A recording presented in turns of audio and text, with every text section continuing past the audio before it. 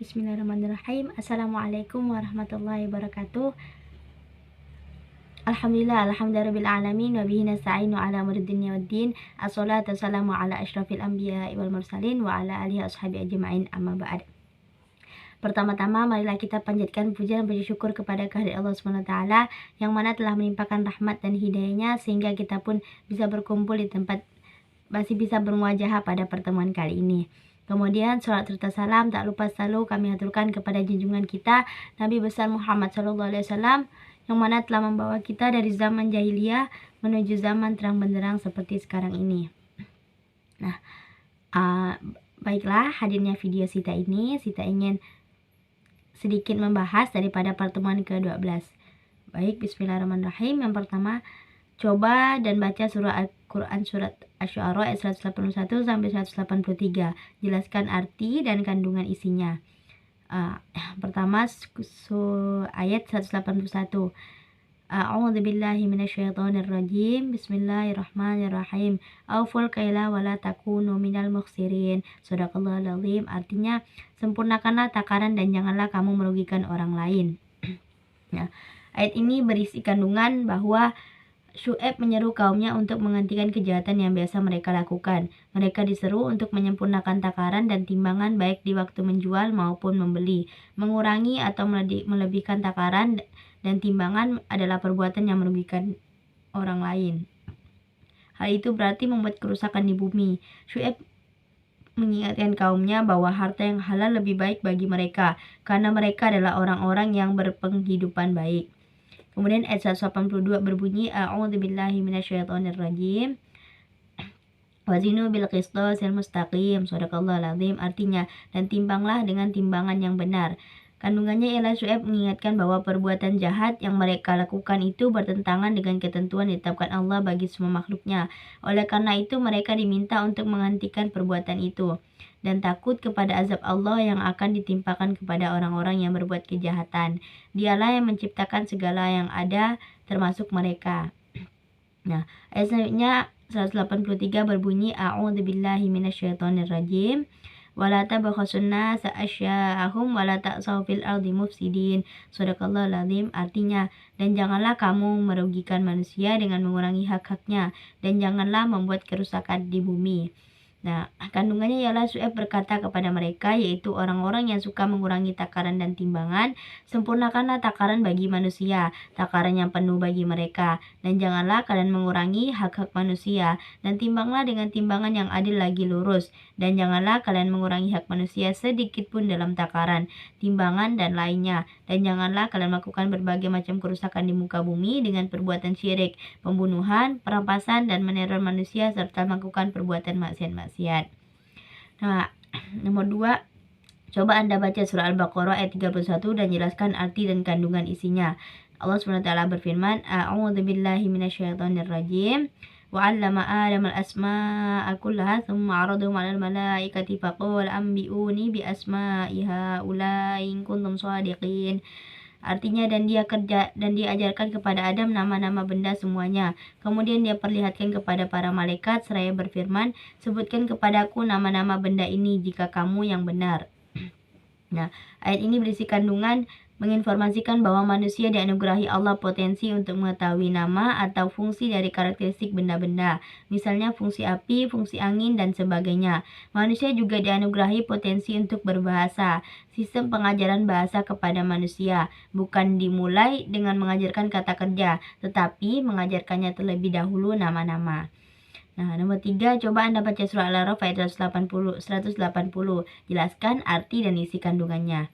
Allah SWT berfirman, A'udzubillahi minasyaitonirrajim. Walillahi asma'ul husna fad'uhu biha wa zarul ladzina yulhiduna fi asma'i sayajzauna ma kanu ya'malun. Shadaqallahul azim. Artinya, dan Allah memiliki asmaul husna, nama-nama yang terbaik, maka bermohonlah kepadanya dengan menyebut asmaul husna itu, dan tinggalkanlah orang-orang yang menyalahartikan nama-namanya. Mereka kelak akan mendapat balasan terhadap apa yang telah mereka kerjakan. Si kandungannya adalah mengingatkan umat muslim agar tidak mengabaikan tanda-tanda keesaan Allah dan selalu memanggilnya dengan nama-namanya yang terbaik. Hanya Allah yang memiliki asma yang menunjukkan keagungan dan kesempurnaannya. Jadi sudah sepatutnya umat muslim berdoa kepadanya dengan menyebutkan Asmaul Husna. Selain itu, umat muslim juga harus meneladani nama-nama Allah agar dapat menjadi individu yang lebih baik. Nomor 4, coba Anda baca surah Ad-Duha ayat 8-10. Jelaskan arti dan kandungan isinya. Nah, Allah SWT berfirman, A'udzubillahi minasyaitonirrajim. Bismillahirrahmanirrahim. Wajadaka ailan fa'aghna. Artinya, dan dia mendapatimu sebagai seorang yang kekurangan, lalu dia memberimu kecukupan. Nah, kandungannya dalam ayat ini Allah menyatakan bahwa Nabi Muhammad adalah seorang yang miskin.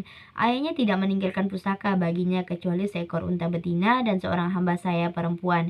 Kemudian Allah memberinya harta benda berupa keuntungan yang amat besar dari memperdagangkan harta Khadijah, dan ditambah pula dengan harta yang dihibahkan Khadijah kepadanya dalam perjuangan menegakkan agama Allah.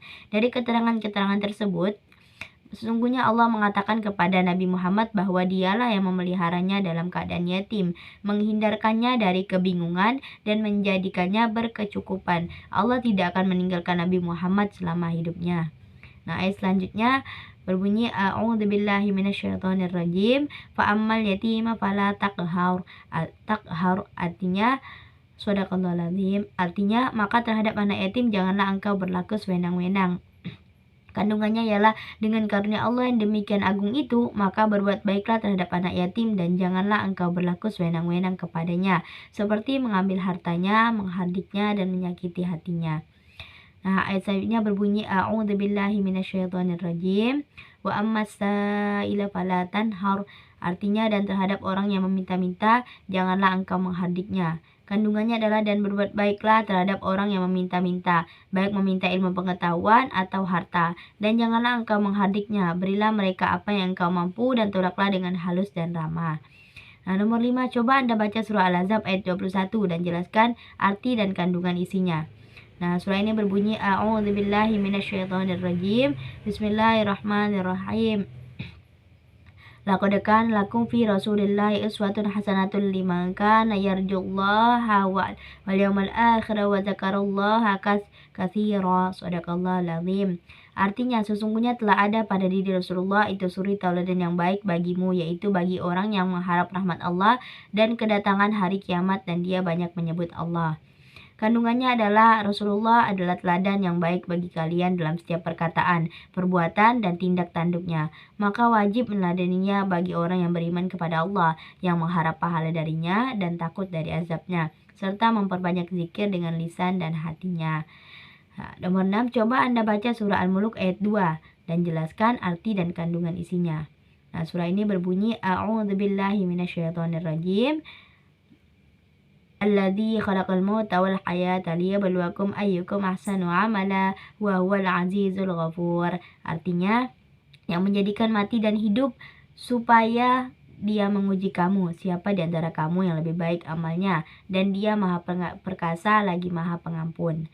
Kandungannya ayat di atas yaitu Allah yang menciptakan kematian dan kehidupan agar dia menguji kalian, wahai manusia.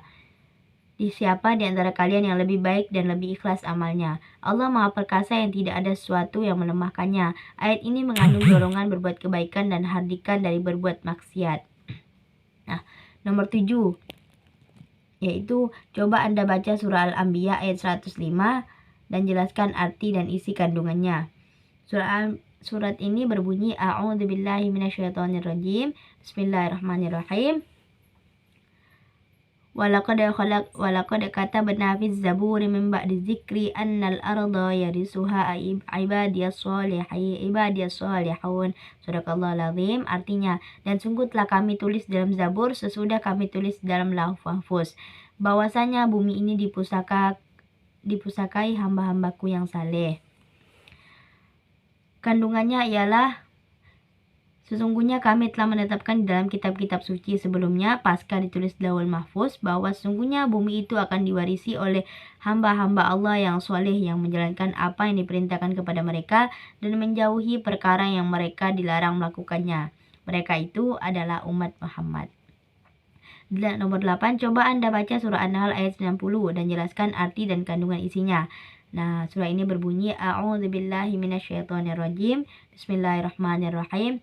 Innallaha ya'muru bil adli wal ihsani wa ita'i dzil qurba wa yanha 'anil fahsya'i wal munkari wal baghi ya'izukum la'allakum tadhakkarun. Shadaqallahul azim. Artinya sesungguhnya Allah menyuruh kamu berlaku adil dan berbuat kebajikan, memberi kepada kaum kerabat, dan Allah melarang dari perbuatan keji, kemungkaran dan permusuhan. Dia memberi pengajaran kepadamu agar kamu dapat mengambil pelajaran. Nah, kandungannya adalah Allah memerintahkan hukum-hukum yang agung yang mengandung kebaikan dan hal-hal mulia yang mencegah keburukan dalam ayat yang akan disebutkan ini.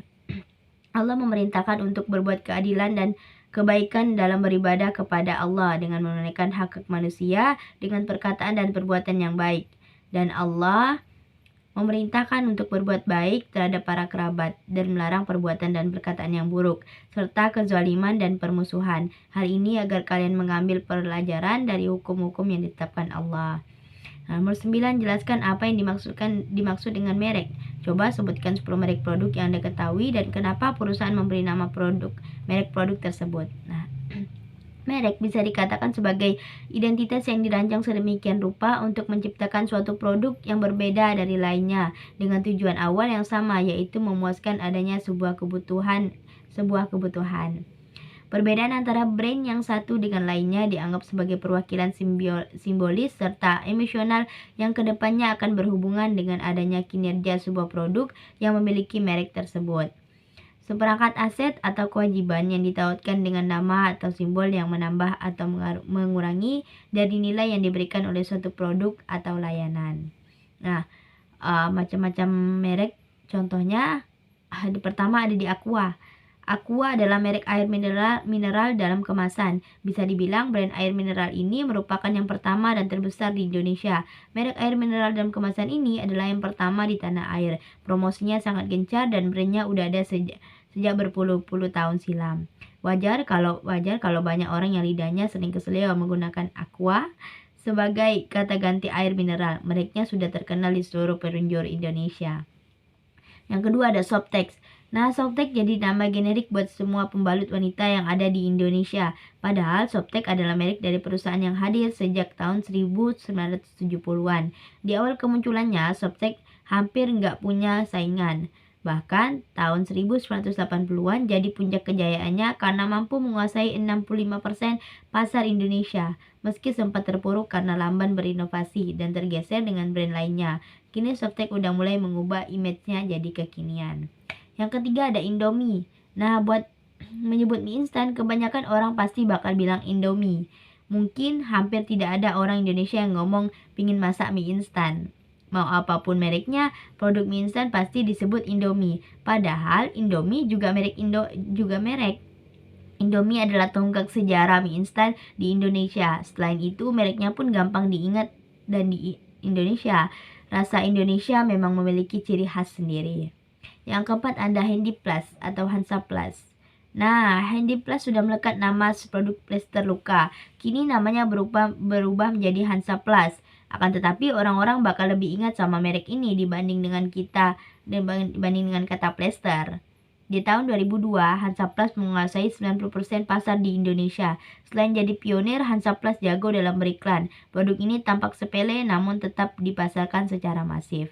Yang kelima adalah Lifebuoy. Lifebuoy adalah salah satu merek tertua Unilever, sebuah merek yang benar-benar mendunia. Lifebuoy sabun disinfektan diluncurkan pada tahun 1894 sebagai sebuah produk baru yang terjangkau di Inggris untuk mendukung orang-orang dalam pencarian mereka untuk kebersihan pribadi yang lebih baik.